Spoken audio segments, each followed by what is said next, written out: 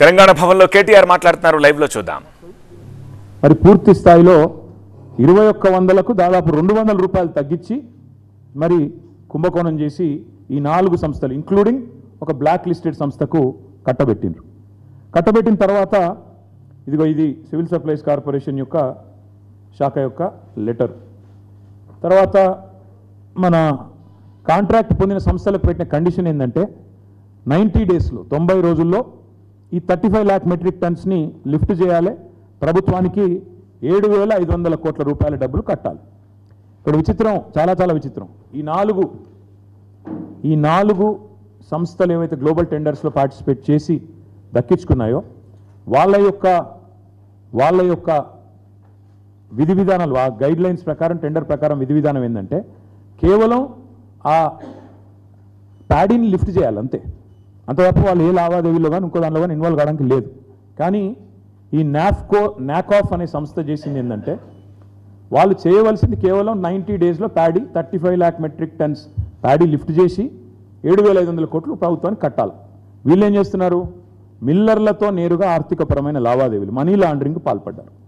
ఈ 4 సంస్థలు మనీ లాండరింగ్కి పాల్పడి ఆ రైస్ మిల్లర్లను బెదిరిస్తూ ఇవాళ గోదాముల్లో ఉన్న ధాన్యాన్ని తీసుకొని పోకుండా ఇది వాళ్ళు లావాదేవీలు పాల్పడ్డారనడానికి ఇక వాళ్ళ డైరెక్ట్గా వాళ్ళ కరెస్పాండెన్స్ నాకాఫ్ ఎండి విసిఎన్ మేనేజింగ్ డైరెక్టర్ ఆయన చేస్తున్న లావాదేవీలు ఏమని స్టేట్ మేనేజర్ డైరెక్ట్గా ఫలానా సంస్థలు ఇన్ని డబ్బులు అంటూ ఆయన వాళ్ళకు జరిపిన లావాదేవీల యొక్క మరి డీటెయిల్స్ ఇక్కడ ఉన్నాయి.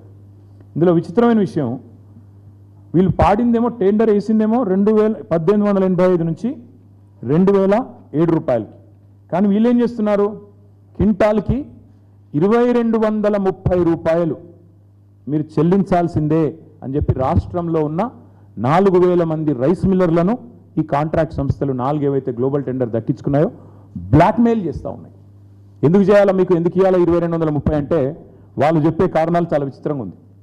ఒకటి, జలసౌదలో ఒక మీటింగ్ జరిగింది, ఉత్తమ్ కుమార్ రెడ్డి గారి నేతృత్వంలో లేదా వాళ్ళ శాఖ నేతృత్వంలో ఒక మీటింగ్ జరిగింది. అందులో అనధికారికంగా ఒక MOU కుదుర్చుకున్నారంట. ఏమని? ఇక్కడ 2,007 రూపాయలకి వేసినా, 1885 నుంచి 2,007 రూపాయలకే కోట్ చేసినా ఇంకొక 223 రూపాయలు ఎక్కువ ఖర్చు, ఎక్కువ డబ్బులు ఇవ్వాల్సిందే.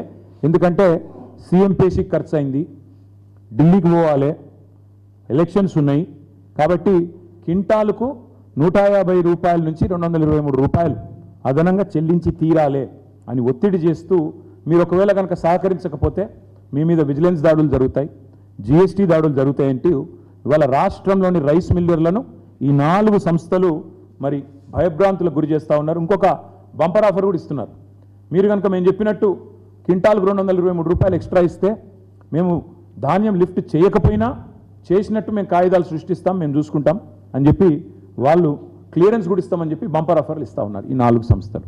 అంటే అక్కడ ధాన్యం లేకపోయినా ఉన్నట్టుగా మేము క్లియరెన్స్ ఇస్తాం, లిఫ్ట్ చేయకపోయినా చేసినట్టు మేము చూపెడతాం, మీరు చేయవలసిందల్లా క్వింటాల్కి 223 రూపాయలు అదనంగా మీరు మాకు ఇవ్వాలి అని చెప్పి మనీ ట్రాన్స్ఫర్ కోసం మిల్లర్ల మీద ఇలా పెద్ద ఎత్తున మరి ఒత్తిడి తెచ్చి భారీ స్థాయిలో నగదు బదిలీ ఇవాళ జరిగిందనేది మాకున్న సమాచారం, మాకుండే మిల్లర్ ఫ్రెండ్స్ కానీ ఇతరత్ర కానీ.